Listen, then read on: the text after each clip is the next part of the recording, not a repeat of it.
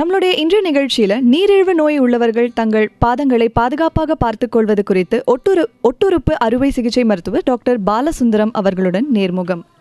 வணக்கம் டாக்டர். வணக்கம். Okay doctor, இப்போ நம்ம நீரிழிவு நோய் பற்றி பேசிகிட்டு இருக்கோம். டயபெட்டிஸ்னு சொல்லக்கூடிய அந்த நீரிழிவு நோய். ஆனால் நம்ம நிகழ்ச்சியில் இன்றைக்கி பேச போகிறது டயபெட்டிக் ஃபுட் மேனேஜ்மெண்ட், அதாவது நீரிழிவு நோயினால் ஏற்படக்கூடிய இந்த புண்கள், அந்த பாதங்களில் வரக்கூடிய புண்கள். பொதுவாக நீரிழிவு நோய்னா அந்த சர்க்கரை வியாதி, நம்ம உணவு உட்கொள்ளும் பொழுது அது மூலமாக ஏற்படக்கூடிய அந்த சர்க்கரையுடைய அதிகரிப்பினால் வரக்கூடிய காம்ப்ளிகேஷன்ஸை நம்ம டயபெட்டிஸ்னு சொல்லுவோம். அதுக்கும் இந்த சர்ம பிரச்சனைக்கும் இந்த அல்சர்னு சொல்லக்கூடிய அந்த ஃபுட் இன்ஃபெக்ஷன் அதுக்கும் என்ன சம்பந்தம்ங்கிறத கொஞ்சம் விரிவாக இன்ட்ரோ கொடுக்க முடியுமா? இப்போது சர்க்கரை வியாதி அப்படின்னு பார்த்திங்கன்னா காமனாக பீப்புள் சர்க்கரை வியாதினால் இருதய பிரச்சனைகள் வரலாம், சிறுநீரில் பிரச்சனை வரலாம், கண்ணுக்கு பிரச்சனைகள் வரலாம் அப்படின்றது எல்லாருக்குமே தெரிஞ்ச ஒரு விஷயம். ஆனால் சர்க்கரை வியாதினால் காலில் பாதங்களில் என்னெல்லாம் பிரச்சனைகள் வரலாம் அப்படின்றது நிறைய பேருக்கு அதோடைய இம்பார்ட்டன்ஸ் தெரியறதில்ல. ஸோ இப்போ சர்க்கரை வியாதியோடைய டெமோகிராஃபிக் நீங்கள் எடுத்துக்கிட்டிங்கன்னா ஒரு 30 வருஷத்துக்கு முன்னாடி 40-45 வயசில் சர்க்கரை வியாதி ரொம்ப ரேராக தான் வரும். ஆனால் இன்றைக்கி பார்த்திங்கன்னா அன்ஃபார்ச்சுனேட்லி நம்மளுடைய சொசைட்டியில் 30-28 வயசுலேயே சர்க்கரை வியாதி வர ஆரம்பிச்சிடுது. இதோடைய ரெலவன்ஸ் என்ன அப்படின்னு பார்த்திங்கன்னா, நிறைய நாட்கள் சர்க்கரை நோயால் பாதிப்பு அவங்களுக்கு இருக்குது. சர்க்கரை வியாதி நிறைய வருஷங்கள் ஆகும்போது அது காலில் நிறைய மாற்றங்களை கொண்டு வரும். ஸோ இன் ஜென்ரல் சர்க்கரை வியாதி இருக்கிறவங்களுக்கு காலுக்கு ரத்த ஓட்டம் கொஞ்சம் கொஞ்சமாக கம்மியாகும். இது மைக்ரோ ஆஞ்சியோபதி அப்படின்னு சயின்டிஃபிக்காக ஒரு டெர்மினாலஜி இருக்குது. அதில் என்ன ஆகும்னா, இதனால் காலுக்கு போகிற நரம்புகளில் இருக்கிற சர்க்கரை வியாதி இருக்கிறவங்களுக்கு காலுக்கு இருக்கிற நரம்புக்கு போகிற ரத்த ஓட்டம் கம்மியாயிடும். நரம்புகளுக்கு போகிற ரத்த ஓட்டம் கம்மியாச்சுன்னா காலில் இருக்கிற உணர்ச்சியும் காலில் இருக்கிற அந்த மசில்ஸோடைய நார்மல் ஸ்ட்ரக்சரும் ஃபுல்லாகவே மாறிடும். இதனால் என்ன பிரச்சனை அப்படின்னு பார்த்தீங்கன்னா, யூஸ்வலாக ஒரு 10-15 வருஷத்துக்கு மேலே சர்க்கரை வியாதி இருக்கிறவங்களுக்கு காலில் இந்த மாற்றங்கள் வர ஆரம்பிக்கும். உணர்ச்சி கம்மியாக இருக்குது அப்படின்னு சொல்லும்போது நம்ம நார்மலாக நடக்கும்போது ஏதாவது சின்னதாக அடிபட்டால் கூட அதை அவங்க உணர மாட்டாங்க. ஸோ அடிபட்டதே அவங்களுக்கு தெரியாமல் அதுலேருந்து ஏதாவது ஒரு இன்ஃபெக்ஷன் ஏதாவது ஆரம்பித்தா கூட அதை அவங்க ரியலைஸ் பண்ண மாட்டாங்க, ஏன்னா வலி இருக்காது அவங்களுக்கு. ரெண்டாவது இந்த காலில் இருக்கிற சிறு தசைகள் மாறுபடுறதுனால காலோடைய ஆர்கிடெக்சரே மாறிடும். ஸோ நார்மலாக நம்ம பாதம் கீழே வைக்கும்போது 2-3 இடங்களில் தான் ப்ரெஷர் பாயிண்ட்ஸ் இருக்கும். ஆனால் இந்த சர்க்கரை வியாதி இருக்கிறவங்களுக்கு கால் ஃப்ளாட் ஆகிறதுனால அந்த ப்ரெஷர் பாயிண்ட்ஸே மாறிடும். இதனால் அவங்களுக்கு சில இடங்களில் புண்ணு வர்றதுக்கு வாய்ப்பு இருக்குது. ஓகே, ஸோ நீரிழிவு நோய் டயபெட்டிஸ் 15-20 வருஷத்துக்கு மேலே ஒருத்தங்களுக்கு இருக்குன்னா அவங்க இந்த மாதிரி காம்ப்ளிகேஷன் வரதுக்கு அவங்களுக்கு வாய்ப்பு அதிகம்னு சொல்கிறீங்க. இது நம்ம கரெக்டாக 20 வருஷம் 15 வருஷம் நம்ம ப்ரெடிக்ட் பண்ண முடியாது. இது கம்ப்ளீட்லி பேஷண்ட்டுடைய கையில் தான் இருக்குது. அவங்க சர்க்கரை வியாதியை நல்ல கண்ட்ரோலில் வச்சுருக்கிறவங்களுக்கு 30-35 வருஷத்துக்கு கூட ரொம்ப பெரிய டேமேஜ் ஆகாமல் இருக்கும். ஆனால் சர்க்கரை அவங்க சிறு வயசுலேயே கண்ட்ரோல் சரியாக பண்ணாதவங்களுக்கு இது கொஞ்சம் சீக்கிரமாகவும் வர்றதுக்கு வாய்ப்பு இருக்குது. ஆனால் ஒரு ஆவரேஜாக 10-15 வருஷத்தில் இது ஆரம்பிக்கிறதுக்கு நிறைய சான்சஸ் இருக்குது. ஓகே டாக்டர், இப்போ நீங்கள் இதுக்கு டயக்னோசிஸ் பண்ணணும் அப்படின்னா சாதாரண அல்சர் அந்த சர்ம பிரச்சனைக்கும் இதனால வரக்கூடியதுங்கிறது நீங்கள் எப்படி பொதுவாக டிஃப்ரென்ஷியேட் பண்ணுவீங்க? என்னென்ன மெத்தட்ஸ் மருத்துவத்தில் உங்களுக்கு? ஸோ காலில் அவங்களுக்கு சர்க்கரை நோயினால் என்ன பாதிப்பு இருக்குது அப்படின்றத பார்க்குறதுக்கு ஃபஸ்ட்டு நார்மல் ஸ்கின் டிசீசஸில் மெயினாக அவங்களுக்கு அரிப்பு இருக்கும், கலர் சேஞ்ச் இருக்கும். நார்மலாக வர்ற ஸ்கின் டிசீசஸ் பார்த்திங்கன்னா பாதத்துக்கு மேலே, அதாவது நம்மளுடைய ஆங்கிள் முட்டிக்கு கீழே அந்த இடத்துல தான் பாதிப்பு இருக்கும். ஆனால் சர்க்கரை வியாதினால் வர பிரச்சனைகள் மெயினாக பாதத்தை தான் அஃபெக்ட் பண்ணும். ஸோ பாதத்தில் ஏதாவது பிரச்சனை இருந்தது அப்படின்னு சொன்னால் இது சர்க்கரை வியாதி இருக்கிறவங்களுக்கு அதோடைய காம்ப்ளிகேஷன்ஸ்னால வர்றதுன்ட்டு எடுத்துக்கலாம் நம்ம. Okay doctor.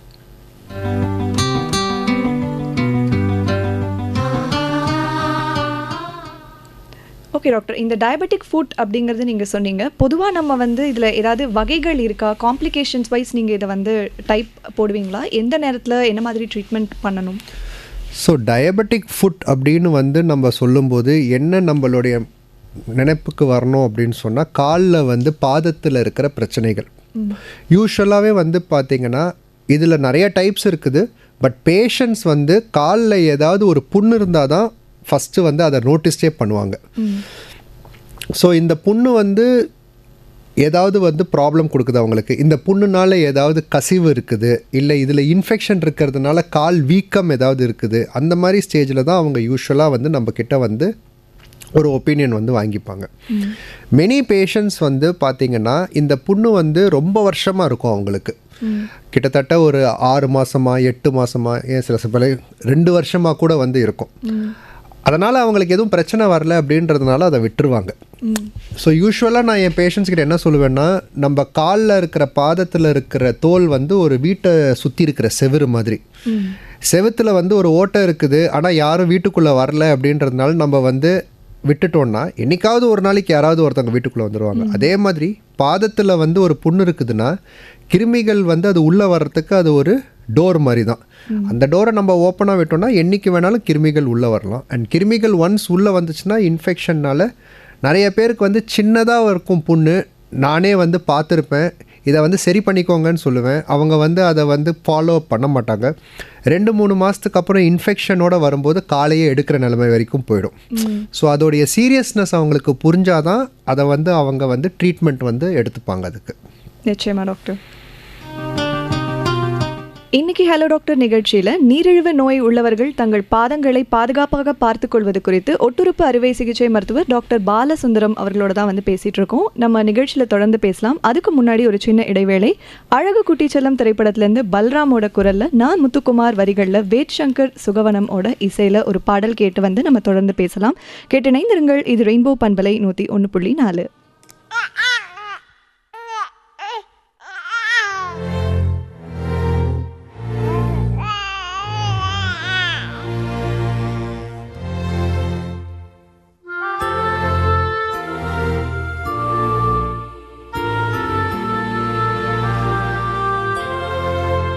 உன்னை பார்த்தால் போதும் எந்த அழகு குட்டிச் செல்லம், இந்த ஜன்மம் தீரும் எந்த அழகு குட்டிச் செல்லம்.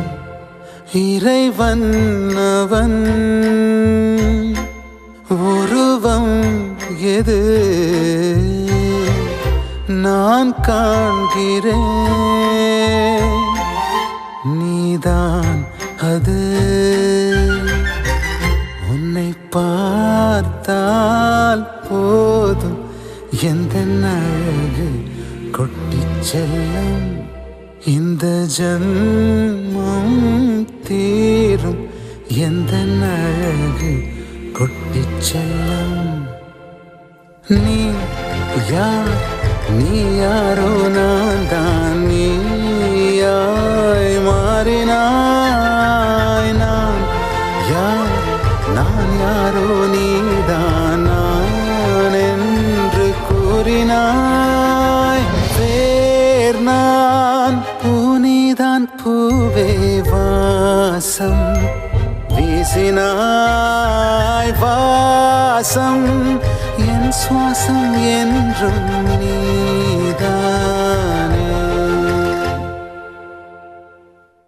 உன்னை பார்த்தால் போதும் எந்த அழகு கொட்டிச் செல்லும், இந்த ஜன்மம் தீரும் எந்த அழகு கொட்டிச் செல்லும்.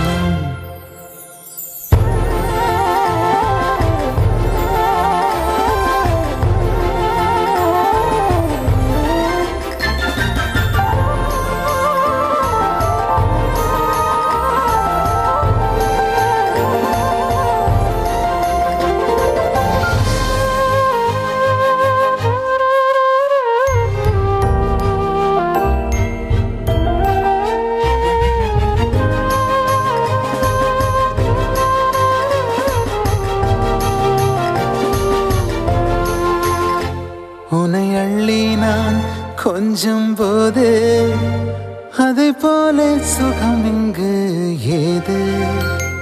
உனக்காக பூ பூக்கும் பூமி, உன்னை தீண்ட மழையாகும் மேகம்.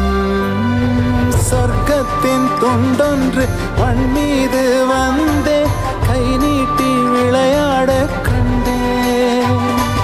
இன்பத்தின் அர்த்தங்கள் உன்முத்தம் என்றே முத்தாட பித்தேறினேன். நீ பேசும் பாஷை கேட்டால் போதும், நான் கொண்ட எல்லா துன்பமும் தீரும்.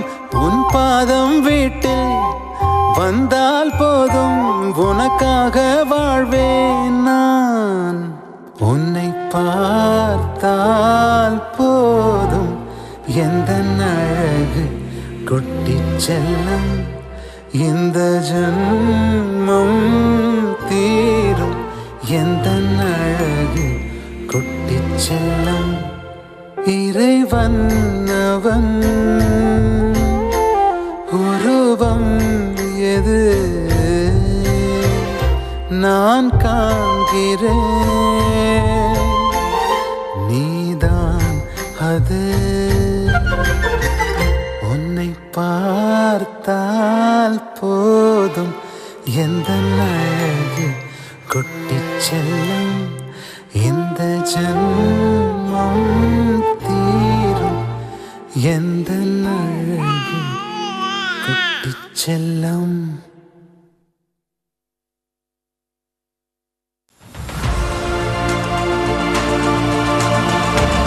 நமது வாக்கு நமது உரிமை. நமது வாக்கை விற்றால் நமது எதிர்காலம் கேள்விக்குறியாகும். சிந்தித்து செயல்படுவோம். நமது வாக்கை சரியாக பயன்படுத்துவோம். தமிழ்நாடு சட்டப்பேரவை தேர்தல் நாள் ஏப்ரல் 23, 2026. மறவாதீர்.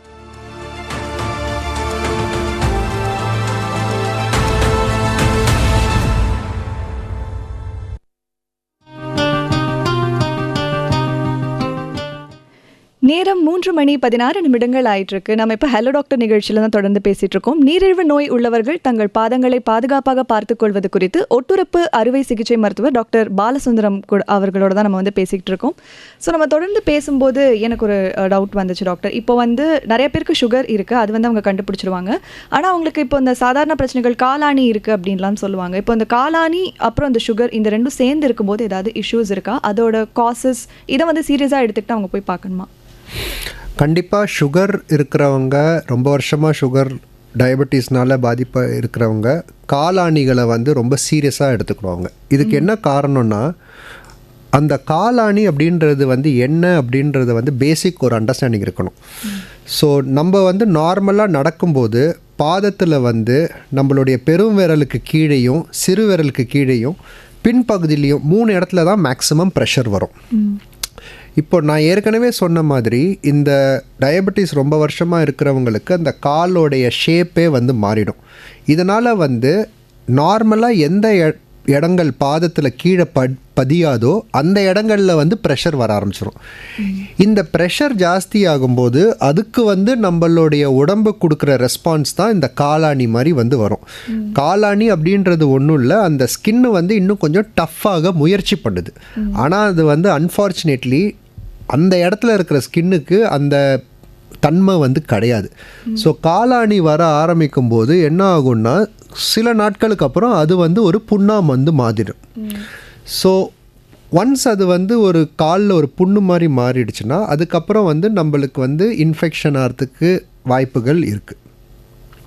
ஸோ அந்த மாதிரி அவங்களுக்கு இருக்குது ரொம்ப நாளாக அப்படின்னா அவங்க உடனே போய் டாக்டரை பார்க்கறது தான் சரி வரும். கண்டிப்பாக வந்து காலாணி இருந்ததுன்னா வந்து ஒரு டாக்டர் அப்படின்னா சர்ஜன் யாரையாவது வந்து பார்த்துட்டு அதுக்கு என்ன ட்ரீட்மெண்ட் எடுக்கணும் அப்படின்றத வந்து நம்ம வந்து கண்டிப்பாக வந்து பண்ணுறது நல்லது. ஓகே டாக்டர், இப்போ ஜென்ரலாக ஆனால் இந்த மாதிரி காலில் ஏதாவது பிரச்சனைகள் வந்ததுன்னா எல்லாருமே இந்த வீட்டு வைத்தியம் பண்ணுவாங்க. இந்த சந்தனம், மஞ்சள் இதெல்லாம் போட்டு அவங்க உபயோகப்படுத்தி சரி நம்மளே சரி பண்ணிக்கலான்னு பண்ணுவாங்க. அதெல்லாம் வந்து அட்வைசபிளா டாக்டர்? ஸோ இப்போது வந்து ரொம்ப மேலோட வந்து எந்த விதமான புண்ணும் இல்லை, கால் வந்து ரொம்ப ரஃப்பாக இருக்குது, அதனால் வந்து நான் வந்து கொஞ்சம் வந்து சாஃப்ட் பண்ணுறதுக்காக கொஞ்சம் லோஷன் அந்த மாதிரி தடவுறது தப்பே கிடையாது, நல்லது தான் அது.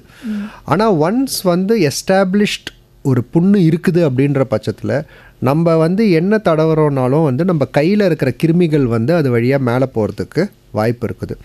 சில பேர் வந்து மஞ்சள் தடவுவாங்க, சில சமயங்களில் வந்து ரொம்ப விசித்திரமான இலைகள்லாம் வந்து சில பேர் தடவுவாங்க. பட் எல்லாத்துக்குமே வந்து அது வந்து அதுக்கு வந்து ஏதாவது வந்து யூஸ் இருக்கலாம். பட் அது ஆனால் ப்ராப்பரான பர்சன் வந்து அதை வந்து பண்ணணும். நமக்கு நாமே வந்து பண்ணிக்கும்போது அது வந்து நம்மளுக்கு இன்னும் கொஞ்சம் ரிஸ்க் தான் அது. ஸோ இனிஷியலாக ஒரு வேளை அவங்க பண்ணி பார்க்குறாங்கன்னா அது சரியாக வரலன்னா உடனடியாக டாக்டர்கிட்ட போயிடணும், அதையே நம்பிட்டு வெயிட் பண்ணக்கூடாது. கண்டிப்பாக ஒரு புண்ணு வந்து இருக்குது, கையில் வந்து நம்ம தொட்டு பார்க்கும்போது லைட்டாக ரத்த கசிவு இருக்குது, இல்லை கசிவு ஏதாவது வருது அப்படின்னாலே நீங்கள் 100% வந்து ஒரு டாக்டரை பார்த்துட்டு அது என்ன ப்ராப்ளம் அப்படின்றத வந்து நம்ம தெரிஞ்சுக்கணும். ஏன்னா ஒரு புண்ணுக்கு வந்து நிறைய காரணங்கள் இருக்கலாம். அது எக்ஸாக்டாக என்ன காரணம்ன்றது தெரிஞ்சால் தான் அதுக்கு ஏற்ற ட்ரீட்மெண்ட்டை வந்து டெய்லர் பண்ண முடியும். சில சமயங்களில் வந்து பார்த்திங்கன்னா பேஷண்ட்ஸ்க்கு வந்து புண்ணு இருக்கும், ட்ரீட்மெண்ட் பண்ணிகிட்டு இருப்பாங்க வேறு இடங்களில், பட் பேசிக் ரூட் காரணத்தை வந்து ட்ரீட்டே பண்ணியிருக்க மாட்டாங்க. ஸோ அது ஜஸ்ட்டு வந்து ஒரு மேக்கப் போடுற மாதிரி தான் அது. நீங்கள் ரூட் ப்ராப்ளம் என்னன்றதை வந்து கண்டுபிடிச்சி அதுக்கு ட்ரீட்மெண்ட் பண்ணால் தான் இதுக்கு ஒரு நிரந்தர தீர்வு கிடைக்கும் பேஷண்ட்ஸ்க்கு. ஓகே டாக்டர், இப்போது டாக்டர் போய் பார்க்குறப்போ அவங்க நிச்சயமாக மருந்து சஜஸ்ட் பண்ணுவாங்க. அது கூட இந்த ஃபுட் இன்டேக், இந்த விட்டமின் சி ரிச் ஃபுட் ஏதாவது காம்ப்ளிமெண்ட்டாக கொடுக்குறப்போ அது அவங்களுக்கு உபயோகமாக இருக்குமா? கண்டிப்பாக வந்து விட்டமின்ஸ் வந்து எஸ்பெஷலி விட்டமின் சி நீங்கள் சொன்ன மாதிரி வூண்ட் ஹீலிங்க்கு ரொம்ப ரொம்ப யூஸ்ஃபுல்லாக இருக்கும் அது. ஸோ விட்டமின் சி வந்து நம்ம டயபெட்டிஸில் இருக்கிற புண்ணு மட்டும் இல்லை, எனி ஆப்ரேஷன், எனி சர்ஜரி, இல்லை யாருக்காவது அடிபட்டதுன்னா கூட ஒரு புண்ணு சீக்கிரம் ஆடுறதுக்கு விட்டமின் சப்ளிமெண்டேஷன் வந்து கண்டிப்பாக யூஸ்ஃபுல்லாக வந்து இருக்கும். ஓகே, ஸோ அது ரெகுலர் டயட்டில் கொண்டு வரது கூட ஓரளவுக்கு அவங்களுக்கு யூஸ்ஃபுல்லாக இருக்கும்னு. ஆமாம். ஸோ ரெகுலர் டயட்டில் வந்து பார்த்திங்கன்னா விட்டமின் சி ரிச் ஃபுட்ஸ் அப்படின்னு வந்து பார்க்கும்போது சிட்ரஸ் ஃப்ரூட்ஸ் அப்படின்னு சொல்லுவோம், சாத்துக்குடி, லெமன், இந்த மாதிரி. பட் அஃப்கோர்ஸ் வந்து சுகர் இருக்கிறவங்களுக்கு ரொம்ப சுகர் ஜாஸ்தியாக இருக்கிற ஃப்ரூட்ஸையும் வந்து அவங்க வந்து அவாய்ட் பண்ணணும். ஸோ இது வந்து உங்களுடைய டாக்டரே வந்து ரெக்கமெண்ட் பண்ணுவாங்க எந்த ஃப்ரூட்ஸ் வந்து நல்லது அப்படின்ட்டு. ஜென்ரலாக வந்து சாத்துக்குடி, லெமன் வந்து எல்லா டயபெட்டிக் பேஷண்ட்ஸும் தாராளமாக சாப்பிடலாம் அவங்க. அண்ட் அதில் நல்லா விட்டமின் சி கண்டென்ட் இருக்கிறதுனால அது ஒரு நேச்சுரல் சோர்ஸ் ஆஃப் விட்டமின் சியாகவே அவங்களுக்கு இருக்கும் அது. ஓகே டாக்டர், இப்போது டயபெட்டிக் ஃபுட் அப்படின்னு சொல்லும்போது டயபெட்டிஸ்னால ஏகப்பட்ட ப்ராப்ளம்ஸ் இருக்குது டாக்டர். இப்போ வேறு ஏதாவது பாட்டில் ப்ராப்ளம், இப்போ கண்களில் ஏதாவது பிரச்சனைனா உடனே மருத்துவரை பார்க்க போயிடுறாங்க. பட் இந்த பாதம் அப்படின்னு வரும்போது மக்கள் ஏன் இக்னோர் பண்ணுறாங்க, இல்லை அதை அப்படியே லைட்டாக விட்டுடுறாங்க, வெயிட் பண்ணுறாங்க, சரி நம்மளே வைத்தியம் பண்ணி பார்க்கலாம் சரியாயிடும்னு அசியூம் பண்ணிக்கிறாங்க. இது மாதிரி விஷயங்கள் பண்ணும்போது பின்னாடி என்னென்ன மாதிரி காம்ப்ளிகேஷன்ஸ் வரும் டாக்டர்? ஸோ இந்த பாதத்தில் இருக்கிற பிரச்சனைகளை வந்து பொறுத்த வரைக்கும் மருத்துவர்கள்கிட்டயே வந்து கொஞ்சம் அவேர்னஸ் வந்து கம்மி. இப்போது லாஸ்ட் 5 to 6 இயர்ஸாக எல்லா மருத்துவர்களுக்கும் இதோடைய இம்பார்ட்டன்ஸை புரிய வச்சு இப்போது அவங்களுக்கு மத்தியில் அவேர்னஸ் வந்துருச்சு. இப்போ என்னுடைய வீட்லேயே வந்து என்னுடைய அத்தை இருக்காங்க, மாமா இருக்காங்க, அவங்களுக்கு டயபெட்டிஸ் இருக்குது, 10 வருஷமாக இருக்குது. அவங்கக்கிட்ட கேட்டால் வந்து எனக்கு வந்து 10 வருஷமாக சுகர் இருக்குது, கண் செக் பண்ணிக்கணும், கண் டாக்டர்கிட்ட ஒரு தடவை, ஹார்ட் ஒரு தடவை செக் பண்ணிக்கணும் எல்லாம் கரெக்டாக இருக்குதான்ட்டு, பிளட் டெஸ்ட் எடுத்து பார்த்து கிட்னி நல்லா இருக்குதான்னு ஒரு தடவை செக் பண்ணிக்கணும். இந்த அளவுக்கு அவங்களுக்கே வந்து ஒரு நாலேஜ் இருக்குது. ஆனால் வந்து பாதத்தில் ஏதாவது வந்து ப்ராப்ளம் இருக்குதா, இதனால ஏதாவது பிரச்சனைகள் இருக்குதா, இதை வந்து நம்ம செக் பண்ணிக்கணுன்றது வந்து அவங்களுக்கே அந்த புரிதல் கிடையாது. ஸோ இது வந்து அட் அ பேசிக் லெவல் வந்து நம்ம வந்து ரெகுலராக வந்து செக்கப் பண்ணும்போது டயபெட்டிக் சென்டர்ஸில் வந்து பார்த்திங்கன்னா காலுக்கு டெஸ்ட் பண்ணுவாங்க, சென்சேஷன் எப்படி இருக்குது அப்படின்னு சொல்லிட்டு அவங்களே டெஸ்ட் பண்ணுவாங்க. ஒரு சமயம் சென்சேஷன்ஸ் கம்மியாக இருக்குது, ஏதாவது மாற்றங்கள் இருக்குது அப்படின்னு வந்து இருந்ததுன்னா அடுத்தது வந்து ஒரு பேசிக் டெஸ்ட்டு, அதாவது கால் ப்ரெஷர் மெஷர் பண்ணுறதுக்கு ப்ரெஷர் மானிட்டரிங்ட்டு ஒரு டெஸ்ட் இருக்குது. அது வந்து ஒரு தட்டு மாதிரி இருக்கும், அந்த தட்டு மேலே நீங்கள் நிற்பீங்க, நின்னதுக்கப்புறம் அது எந்த இடங்களில் ப்ரெஷர் ஜாஸ்தி இருக்குது அப்படின்னு காமிக்கும். ஒரு சமயம் நார்மலாக ஒரு சுகரே இல்லாதவங்களுக்கு இருக்கிற இடங்களில் தான் உங்களுக்கும் ப்ரெஷர் ஜாஸ்தி இருக்குதுன்னா அது நார்மல், அதுக்கு நம்ம ஒன்றுமே பண்ண வேண்டாம். ஆனால் வேறு இடங்களில் வேறுபட்டு ப்ரெஷர் ஜாஸ்தியாக இருக்குதுன்னா அந்த இடங்களில் வந்து உங்களுக்கு புண்ணு எதுவும் வர்றதுக்கு முன்னாடியே நம்ம அதை ஐடென்டிஃபை பண்ணி அதுக்கு வந்து நம்ம கரெக்டிவாக வந்து செப்பல் மாடிஃபை பண்ணி வந்து போட்டுக்கிட்டால் உங்களுக்கு காலுக்கு ப்ரொடெக்ஷன் கிடைக்கும். ஓகே டாக்டர், செப்பல்னு சொன்னோன்னே ஞாபகம் வருது, என்ன மாதிரியான செப்பல்ஸ் யூஸ்ஃபுல்லாக இருக்கும் டாக்டர்? மெடிக்கலி ரெக்கமெண்டட்னு இருக்கா இல்லை? ஸோ பேசிக் ப்ராப்ளம் நான் ஏற்கனவே சொன்ன மாதிரி ப்ரெஷர் ஜாஸ்தி இருக்கிறதுனால தான் உங்களுக்கு புண்ணு வருது.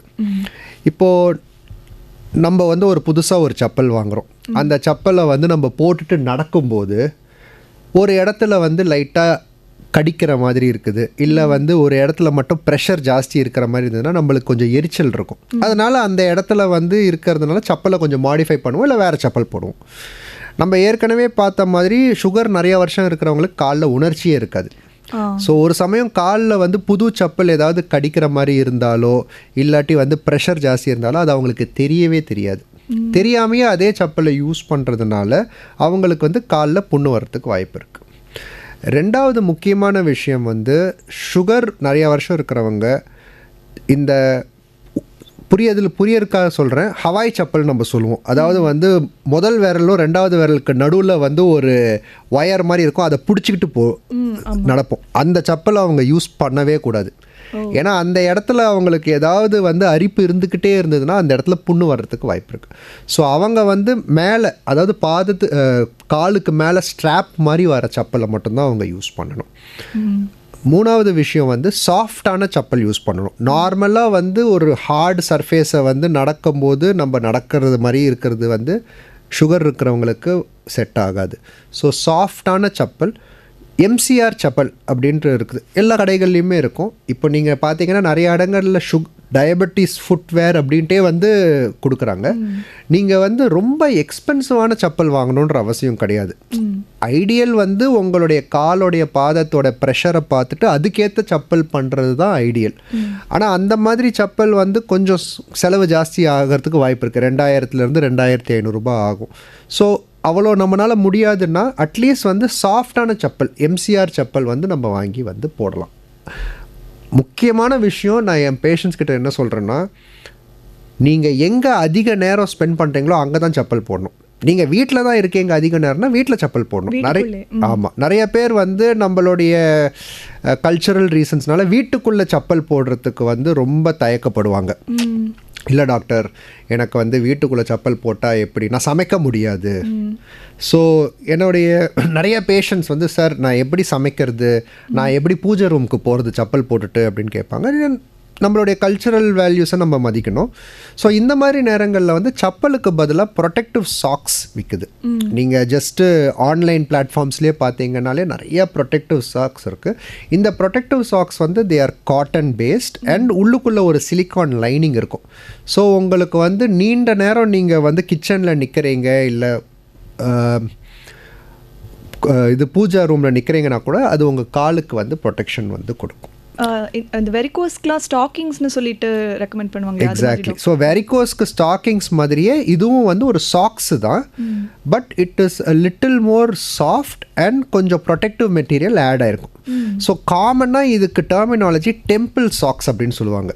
இது வந்து நீங்கள் பார்த்தீங்கன்னா எஸ்பெஷலி 65 வயசுக்கு மேலே ரிட்டையர் ஆனதுக்கப்புறம் எல்லா கடமைகளையும் முடிச்சுட்டு கோயிலுக்கு வந்து நம்ம ஊரில் இருக்கிறவங்க போவாங்க, எங்கள் வீட்டில் இருக்கிறவங்களே போகிறாங்க. யூஸ்வலாக வந்து வீட்டில் வந்து சமைக்கிற அம்மா வந்து என்ன பண்ணுவாங்க, 9-10 மணிக்கு அப்புறம் தான் கோயிலுக்கு போவாங்க.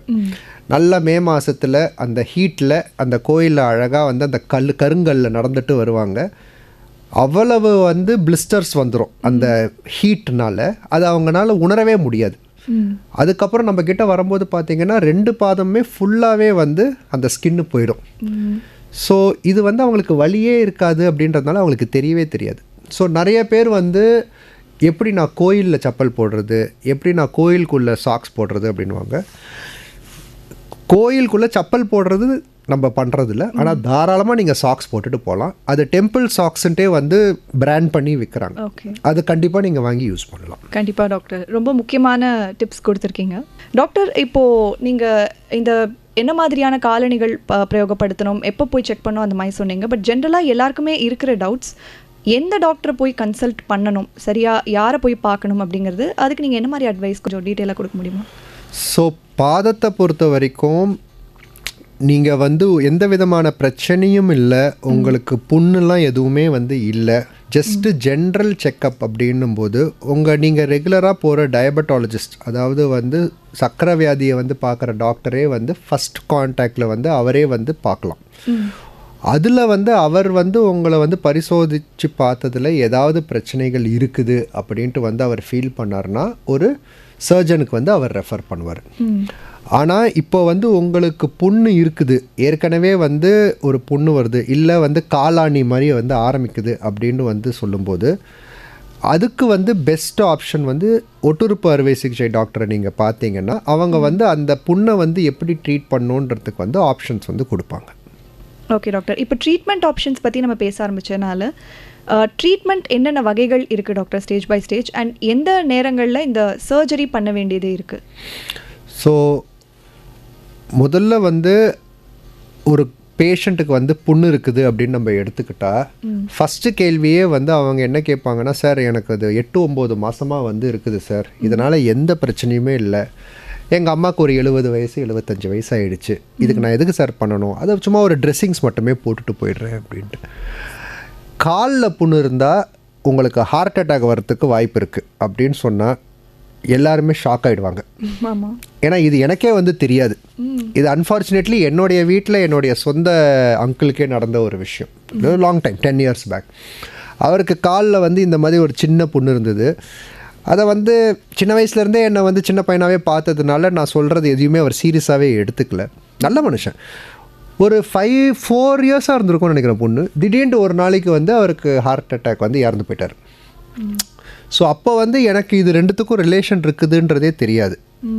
வேறு ஒரு கான்ஃபரன்ஸில் வந்து வேறு ஒரு கண்ட்ரியில் வந்து இது பண்ணும்போது ஒரு டாக்டர் வந்து எனக்கு அதை வந்து எக்ஸ்பிளைன் பண்ணார். காலில் வந்து புண்ணு இருக்கும்போது அது ஒரு க்ரானிக் ஸ்டேஜ், அது ஒரு இன்ஃப்ளமேஷன் அப்படின்னு சொல்லிக்கோங்க, அது வந்து ஒரு ப்ராப்ளம். ஸோ நம்மளுடைய பாடியை பொறுத்த வரைக்கும் எந்த இடத்துல ப்ராப்ளம் இருந்தாலும் அது வந்து அதை வந்து ட்ரீட் பண்ணுறதுக்கு ட்ரை பண்ணும். இப்போது ட்ரீட் பண்ணி அது சரியாயிடுச்சுன்னா அதோட முடிஞ்சிடுச்சு. ஆனால் ட்ரீட் பண்ண ட்ரை பண்ணி அது சரியாகலைன்னா இன்னும் விகரஸாக ட்ரை பண்ணும். அது வந்து க்ரானிக் இன்ஃப்ளமேட்ரி ஸ்டேஜ் அப்படின்வாங்க. ஸோ இந்த ஸ்டேஜில் வந்து அந்த அணுக்கள் வந்து உடம்பு முழுக்க பரவும் போது ஹார்ட்டில் வந்து ஸ்ட்ரெஸ் போடும். ஸோ ஹார்ட்டில் ஸ்ட்ரெஸ்ஸு போடும்போது எல்லாருக்குமே வந்து இது பிரச்சனை வரணுன்ற அவசியம் இல்லை. பட் ஏற்கனவே ஹார்ட்டில் ப்ராப்ளம் இருக்கிறவங்களுக்கு ஈஸியாக வந்து அது வந்து இன்னும் ஃபாஸ்ட்டாக வந்து ஹார்ட் அட்டாக் மாதிரி வரத்துக்கு வாய்ப்பு இருக்குது. ஸோ நம்ம வந்து யூஸ்வலாக சுகர் இருக்கிறவங்கள பார்த்தீங்கன்னா அவங்களுக்கு 60 to 65 வயசுக்கு மேலே இருக்கும் இந்த மாதிரி பிரச்சனைகள் இருக்கிறவங்களுக்கு. ஸோ ஃபஸ்ட் அண்ட் ஃபார்மோஸ்ட் வந்து அது வந்து முக்கியமான காரணம் அவங்க அதை ட்ரீட் பண்ணுறதுக்கு. ரெண்டாவது வந்து அந்த காலில் இருக்கிற அந்த புண்ணு வந்து எப்போ வேணாலும் இன்ஃபெக்ஷன் ஆகலாம். நான் ஏற்கனவே சொன்ன மாதிரி இன்ஃபெக்ஷன் ஆகிடுச்சுன்னா அது ரொம்ப சீக்கிரம் பரவிடும். ஏன்னா நம்ம காலில் நிறைய நரம்புகள் நிறைய தசைநார்கள் இருக்குது. அதை சுற்றி ஏதாவது இன்ஃபெக்ஷன் வந்து ஆயிடுச்சுன்னா ரொம்ப ஃபாஸ்ட்டாக வந்து காலுக்கு மேலே பாதத்துக்கு மேலே வந்து ஈஸியாக பரவிடும். அந்த மாதிரி சுச்சுவேஷனில் நம்ம காலை காப்பாற்றுறதே ரொம்ப கஷ்டம். விரல் காப்பாற்றுறது கஷ்டம், காலை காப்பாற்றுறதும் சில சமயங்களில் கஷ்டமாக இருந்து காலையே முட்டிக்கு கீழே எடுக்கிற மாதிரி வந்து இருக்கிற நிலைமைகளும் வந்து நம்ம பார்த்துருக்கோம். ஸோ இது எல்லாத்தையுமே நம்ம அவாய்ட் பண்ணணும் அப்படின்னு வந்து சொன்னால் சின்னதாக இருக்கும்போது அதை வந்து சரி பண்ணிக்கிறது தான் நல்லது. ஆனால் எல்லா பேஷண்ட்ஸும் நானுமே வந்து ஒரு பேஷண்ட்டாக இருந்தாலுமே பிரச்சனை இருந்தால் அதை ட்ரீட் பண்ண ட்ரை பண்ணுவோம், பிரச்சனை இல்லைன்னா அதை ட்ரீட் பண்ண மாட்டோம். ஸோ ஃபர்ஸ்ட் அண்ட் ஃபார்மோஸ்ட் வந்து இந்த புண்ணை வந்து நம்ம வந்து சாதாரணமாக எடுத்துக்காமல் அதை வந்து கொஞ்சம் சீரியஸாக எடுத்துக்கிறது தான் ஃபஸ்ட்டு ஸ்டெப் ஒரு பேஷண்ட்டுக்கு. நவ் இப்போ வந்து புண்ணு இருக்குது ஒரு டாக்டர்கிட்ட போகிறீங்க அப்படின்னு சொன்னால் 2 விதமான ஆப்ஷன்ஸ் வந்து கொடுப்பாங்க. ஒன்று சர்ஜிக்கலாக ட்ரீட் பண்ணலாம், இல்லை மெடிக்கலாக ட்ரீட் பண்ணலாம்.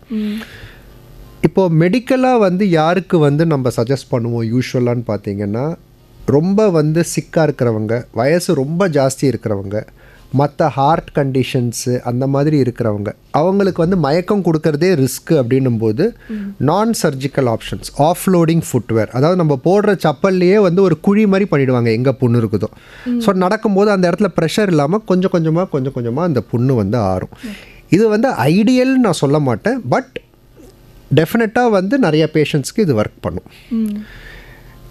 இது மட்டும்தான் ப்ரைமரி ட்ரீட்மெண்ட்டாக 20 வருஷத்துக்கு முன்னாடி இருந்தது. நான் வந்து என்னுடைய ப்ராக்டிஸ் ஆரம்பிக்கும்போது இது மட்டும்தான் எனக்கு தெரியும், இது மட்டும்தான் பண்ணிகிட்டு இருந்தேன். காலில் மாவு கட்டு மாதிரிலாம் கட்டுவோம், 6 வாரத்துலேருந்து 8 வாரத்தில் கொஞ்சம் கொஞ்சமாக சரியாகும். பட் இதில் என்ன பிரச்சனைனா இது ஒரு நிரந்தர தீர்வு கிடையாது. ஏன்னா நான் ஏற்கனவே சொன்ன மாதிரி ப்ராப்ளம் வந்து ப்ரெஷர் பாயிண்ட் வந்து மாறுபட்டதுனால தான். ஸோ இதுக்கு நம்மளுக்கு நிரந்தர தீர்வு வேணும்னா அந்த ப்ரெஷர் பாயிண்ட்டை நம்ம ரிலீஸ் பண்ணணும். அது ரிலீஸ் பண்ணுறது வந்து சர்ஜிக்கலாக மட்டும்தான் வந்து பண்ண முடியும். நிறைய பேஷண்ட்ஸ்க்கு வந்து சார் சின்னதாக ஒரு புண்ணு இருக்குது, அதுக்கு போய் ஆப்ரேஷன் பண்ணணும்னு சொல்கிறீங்களே அப்படின்ற ஒரு டவுட் இருக்கும். இது ஒரு நியாயமான கேள்வி தான். பட் என்ன ப்ராப்ளமோ அதுக்கு தான் நம்ம ட்ரீட்மெண்ட் கொடுக்க முடியும். ஸோ அவங்க வந்து பேஷண்ட்ஸ் வந்து யோசிப்பாங்க, இப்போ நீங்கள் ஆப்ரேஷன் பண்ணால் ஒரு 3 வாரத்துலேருந்து 6 வாரத்துக்கு காலை வந்து நீங்கள் ரெஸ்ட் கொடுக்கணும்னு சொல்லுவீங்க, அப்போ நகர முடியாது, அப்போ யாராவது ஹெல்ப் பண்ணுறதுக்கு வேணும் அப்படின்ட்டு. இது ஒரு நியாயமான எக்ஸ்ப்ளனேஷன். பட் ஆனால் என்னென்னா, நீங்கள் ஒரு 3 வாரம் வந்து கொஞ்சம் கஷ்டப்பட்டீங்கன்னா வாழ்க்கை ஃபுல்லாக உங்களுடைய குவாலிட்டி ஆஃப் லைஃப் எப்படி இருக்கும்னு பாருங்கள். நீங்கள் ஒரு பயத்தில் வாழ வேண்டிய அவசியம் கிடையாது. இந்த புண்ணு எப்போ இன்ஃபெக்ஷன் ஆகுமோ, இந்த புண்ணுனால வேறு ஏதாவது பிரச்சனை வருமோ, அந்த பயம் இல்லாமல் உங்களுக்கு புண்ணு ஆறிடுச்சுன்னா உங்கள் குவாலிட்டி ஆஃப் லைஃபே டிஃப்ரெண்ட்டாக இருக்கும். நீங்கள் ஒரு நார்மல் இண்டிவிஜுவல் மாதிரியே வந்து நீங்கள் வாழலாம். ரெண்டாவது வந்து ஏஜ். முன்னாடி வந்து நான் சொல்கிறது 40 வருஷத்துக்கு முன்னாடி 70 வயசுனா ரொம்ப ஜாஸ்தி வயசு. அந்த 70 வயசில் எதுக்குங்க ஆப்ரேஷன்லாம் பண்ணுவேன். இன்றைக்கி வந்து 70 வயசுன்றது ஜாஸ்தி வயசே கிடையாது. ஏன்னா நம்மளுடைய லைஃப் எக்ஸ்பெக்டன்சியே 80 வயசு வரைக்கும் சராசரியாக நிறைய பேர் வாழ்கிறாங்க இன்றைக்கி. ஸோ ஒரு பேஷண்ட்டுக்கு 10 வருஷம் அவங்களுக்கு வந்து இண்டிபெண்டன்ஸ், அவங்களால அவங்க வேலையை பண்ணிக்க முடியுன்றது ரொம்ப பெரிய விஷயம். அது வந்து நம்ம கண்டிப்பாக மதிக்கணும். And technological improvements. ஒரு 15-20 இயர்ஸ் பேக் வந்து ஒருத்தங்களுக்கு முட்டியில் வந்து தேய்மானம் இருக்குது, முட்டி மாற்று அறுவை சிகிச்சை பண்ணணும் அப்படின்னு சொன்னால் அது ஏதோ வந்து ஒரு பெரிய ஹார்ட் ஆப்ரேஷன் மாதிரி நம்ம பார்த்துக்கிட்டு இருந்தோம். இன்றைக்கி வந்து ஒரு நாளைக்கு நான் வேலை செய்கிற ஹாஸ்பிட்டலே 4லேருந்து 5 பேருக்கு பண்ணுறாங்க. 1 மணி நேரத்தில் அந்த ஆப்ரேஷன் முடிஞ்சிச்சு. அது ஜஸ்ட் another ஆப்ரேஷன், ஒரு சாதாரண ஆப்ரேஷன் மாதிரி தான் அது. ஏன்னா அவ்வளவு அட்வான்ஸ்மெண்ட்ஸ் வந்துருச்சு, ரொபாட்டிக்ஸ் வந்துருச்சு. அந்த மாதிரி இருக்கும்போது it is just another operation. And நிறைய பேர் வந்து பண்ணிக்கிறாங்க எனக்கு நல்லா இருக்கணும் அப்படின்ட்டு. அதே மாதிரி இந்த டயபெட்டிக் ஃபுட் ஆஃப்லோடிங் சர்ஜரிஸ் வந்து பார்த்திங்கன்னா பேசிக்காக ஜஸ்ட் ஒரு புரிதலுக்கு சொல்கிறேன், என்ன பண்ணுவோன்னா அங்கே இருக்கிற எலும்பை வந்து கொஞ்சம் கட் பண்ணி ரீபொசிஷன் பண்ணுவோம். இல்லை அங்கே இருக்கிற தசைநாரை கொஞ்சம் அது போகிற பாதையிலேருந்து வேறு பாதைக்கு மாற்றி எடுப்போம். இதனால் வந்து ப்ரெஷர் வந்து ரிலீவ் ஆகும். இதுவும் வந்து ரொம்ப சிம்பிள் ஆப்ரேஷன் தான், லெஸ் தேன் 1 hour தான் ஆகும். அண்ட் இப்போது வந்து நவீன முறைகளில் வந்து நம்ம வந்து மைக்ரோஸ்கோப்பை வச்சு தான் வந்து பண்ணுறோம். ஸோ அதனால் வந்து பர்ஃபெக்ஷன் அண்ட் ஸ்பீட் ஆஃப் ஆப்ரேஷனும் வந்து பெட்டராக இருக்குது.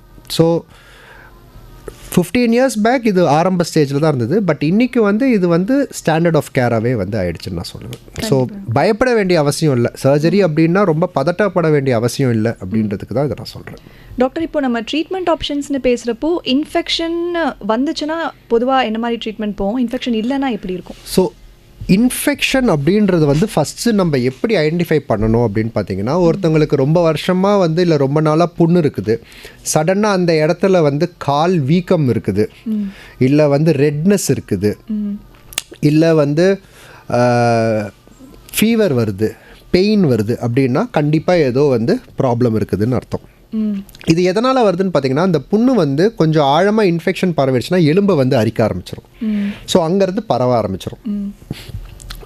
இது யாருக்கு வருது சார்? 8 மாதமாக வந்து நல்லா தான் இருந்தது, திடீர்னு ஏன் வருது அப்படின்னு பார்த்தீங்கன்னா, ஐதர் ஏதாவது வந்து ஒரு வெளியூருக்கோ ஏதாவது போகும்போது காலை வந்து சுத்தமான தண்ணியில் கழுவாமல், இல்லாட்டி வந்து வேறு எங்கேயாவது வந்து காலில் சப்பல் கூட போடாமல் நின்றுட்டு இருந்திருப்பாங்க.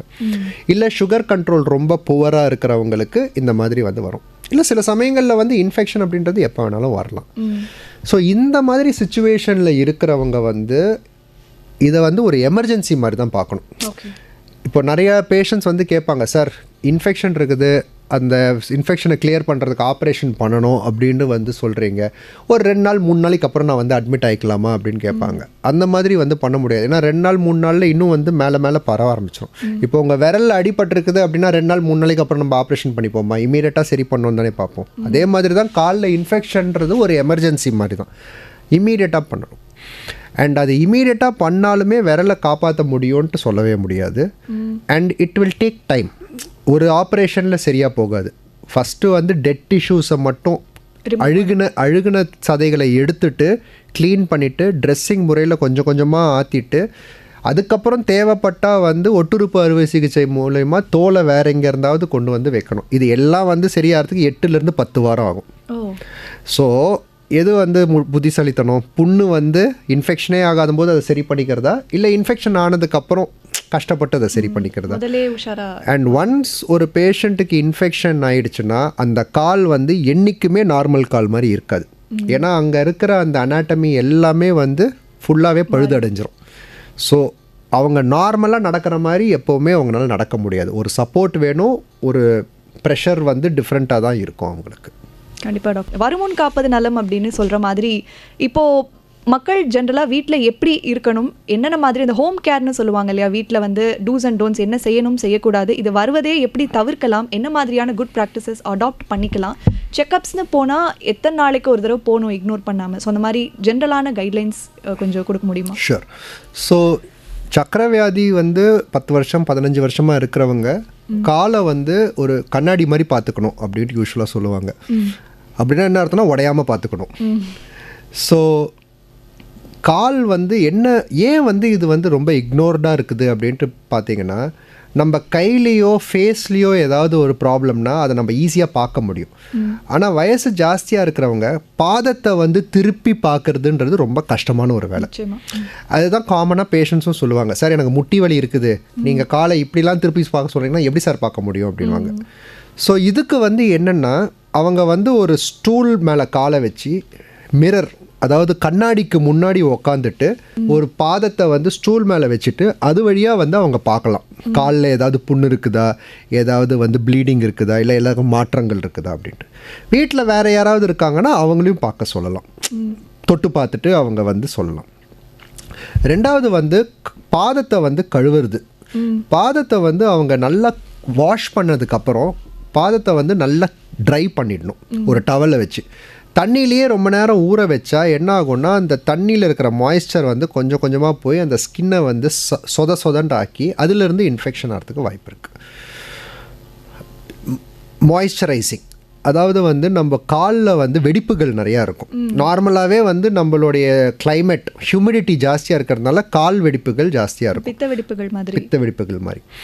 ஸோ இதில் என்ன பிரச்சனைனா, இந்த விரிசல்கள் மூலியமாக வந்து சின்ன சின்ன இன்ஃபெக்ஷன்கள் ஆரம்பிக்கிறதுக்கு வாய்ப்பு இருக்குது. ஸோ இந்த வெடிப்புகள் வந்து மாய்ஸ்சரைஸ் பண்ணணும். ஐடியலாக வந்து ஒரு நிவ்யா க்ரீம் இல்லை ஒரு நல்ல மாய்ஸ்சரைசர், ஸ்ட்ராங்கான மாய்ஸ்சரைசர், இல்லை நம்மளுக்கு வந்து அவ்வளவு வசதி இல்லைன்னா ஜஸ்ட்டு வீட்டில் இருக்கிற தேங்காய் எண்ணெயை தூங்குறதுக்கு முன்னாடி நல்லா வந்து வச்சு மசாஜ் பண்ணால் அந்த காலில் இருக்கிற வெடிப்புகள் கொஞ்சம் கம்மியாகும். நெக்ஸ்ட்டு வந்து பார்த்திங்கன்னா நெயில்ஸ், அதாவது வந்து நெகத்தை வந்து அவங்க சரியாகவே பார்த்துக்க மாட்டாங்கங்க. அந்த நெகத்தோடைய இது வந்து அந்த நெகம் வளர்ந்து அது அப்படியே வளைஞ்சி அதுவே ஸ்கின்னில் குத்திக்கிட்டு அதுலேருந்து இன்ஃபெக்ஷன் ஆரம்பிக்கும். இதில் என்ன ப்ராப்ளம் அவங்களுக்கு, அகேன் கீழே குனிஞ்சு அவங்களால நெகத்தை வந்து சரி பண்ண முடியல. ஸோ இதுக்கு வந்து ஐதர் நம்ம வெளியிலேருந்து யாரையாவது கூப்பிட்டு பண்ணலாம், இல்லை வீட்டில் இருக்கிறவங்களையே வந்து கொஞ்சம் ஹெல்ப் பண்ண சொல்லி அந்த நெகத்தை மட்டும் ஸ்ட்ரைட்டாக ட்ரிம் பண்ணணும். எப்போவுமே நம்ம வந்து அந்த கர்வாக கட் பண்ணுறது, ரொம்ப அழகு பண்ணுறது, அதை வந்து பண்ணுறது தப்பு கிடையாது. பட் என்னென்னா, நம்ம அந்த கர்வில் வந்து வரணும்னு சொல்லிட்டு நம்ம அந்த நெயில் கட்டரை வச்சு கட் பண்ணும்போது சின்ன சின்ன வெடிப்புகள் வர்றதுக்கு வாய்ப்பு இருக்குது. இன்ஜுரிஸ் ஆச்சுன்னா அங்கேருந்து இன்ஃபெக்ஷன் ஆகும். ஸோ நெயில்ஸ் எப்போவுமே ஸ்ட்ரைட்டாக தான் கட் பண்ணணும். அவங்க வெறும் காலில் நடக்கவே கூடாது. வீட்டுக்குள்ளே இருந்தாலுமே ஒரு செப்பல் யூஸ் பண்ணணும். கண்டிப்பாக. எஸ்பெஷலி வந்து வீட்டில் அதிக நேரம் ஸ்பெண்ட் பண்ணுறவங்க வீட்டில் தான் செப்பல் அதிகமாக யூஸ் பண்ணணும். அப்படி வந்து நீங்கள் வந்து சாக்ஸ் போட்டுக்கணும் அப்படின்னு பார்த்தீங்கன்னா கொஞ்சம் லைட்டாக செலவு பண்ணி காட்டன் சாக்ஸ் வாங்கிறது பெஸ்ட்டு. ஏன்னா உங்களுக்கு காட்டன் வந்து ரொம்ப இரிட்டேட் பண்ணுது ஸ்கின்னை. பாலியஸ்டர் அந்த மாதிரி ஃபேப்ரிக்ஸ் வந்து ஸ்கின்னை வந்து ரொம்ப இரிட்டேட் பண்ணும். நெக்ஸ்ட்டு வந்து ஒரு சமயம் ஏதாவது இன்ஃபெக்ஷன் ஆச்சுன்னா என்ன வார்னிங் சைன்ஸ், எப்படி அதை நம்ம ஐடென்டிஃபை பண்ணணும் அப்படின்னு பார்த்தீங்கன்னா, காலில் வந்து ஏதாவது புண்ணு இருந்தாலோ, இல்லாட்டி வந்து வீக்கம் இருந்தாலோ, இல்லாட்டி வந்து ஃபீவர் வந்தாலோ, இல்லை ரெட் கலரில் இருந்தாலோ இமீடியட்டாக வந்து நம்ம வந்து ஏதோ ப்ராப்ளம் இருக்குது அப்படின்றது தெரியுது.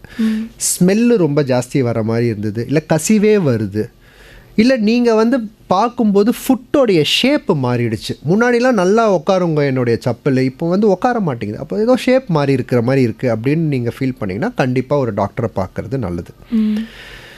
ஸோ ரெகுலர் செக்கப் அப்படின்னு நீங்கள் கேட்குறது வந்து எப்போ வந்து பார்க்கணுன்னா, ஏதாவது இன்ஃபெக்ஷன் இருக்கிற மாதிரி இருந்ததுன்னா டைமே வேஸ்ட் பண்ணாமல் இம்மீடியட்டாக பார்க்கணும். ஓகே.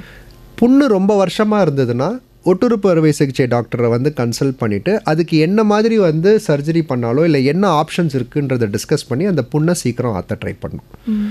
எந்த பிரச்சனையுமே இல்லை டாக்டர் எனக்கு, ஆனால் நான் எப்போ வந்து செக்கப் போகணுன்னா வருஷத்துக்கு ஒரு தடவை நீங்கள் செக்கப் பண்ணால் போதும். ஏன்னா நம்ம வந்து பாதத்தை வந்து நல்லா தான் பார்த்துக்குறோம், பட் அங்கே இருக்கிற ப்ரெஷரில் ஏதாவது ப்ராப்ளம்ஸ் இருக்குது அப்படின்னும் போது ஒரு மெடிக்கல் பர்சன் வந்து பெட்டராக வந்து அதை பார்ப்பாங்க. ஸோ இயர்லி ஒன்ஸ் ஒரு செக்கப் பண்ணிக்கிறது என்றைக்குமே நல்லது தான். நிச்சயமா டாக்டர், ரொம்ப ரொம்ப நன்றி. நீங்கள் நிறையா விஷயங்கள் இன்னைக்கு நம்மளோட ஷேர் பண்ணியிருக்கீங்க. இந்த நிகழ்ச்சி மூலமாக நேயர்கள் நிறைய பேருக்கு இது ரொம்ப யூஸ்ஃபுல்லாக இருந்திருக்கும்னு நினைக்கிறேன். ரொம்ப ரொம்ப நன்றி டாக்டர். தேங்க்யூ. இன்னைக்கு நம்ம ஹலோ டாக்டர் நிகழ்ச்சியில் நீரிழிவு நோய் உள்ளவர்கள் தங்கள் பாதங்களை பாதுகாப்பாக பார்த்துக் கொள்வது குறித்து ஒட்டுறப்பு அறுவை சிகிச்சை மருத்துவர் டாக்டர் பாலசுந்தரம் அவர்களோட தான் வந்து பேசியிருந்தோம். நிறையா விஷயங்கள் நம்ம தெரிஞ்சுக்கிட்டோம்னு நினைக்கிறேன். நம்ம நிகழ்ச்சியோட நிறைவுக்கு வந்ததுனால நிறைவாக 36 வயது நிலை திரைப்படத்திலேருந்து ஒரு அருமையான பாடல் வர காத்துட்ருக்கு. மீண்டும் இதே மாதிரி ஒரு நிகழ்ச்சியில் உங்களை சந்திக்கும் வரை உங்களிடமிருந்து விடைபெறுவது உங்கள் ஆர்ஜே ஹரிணி. தொடர்ந்து இணைந்திருங்கள். இது ரெயின்போ பண்பலை 101.4.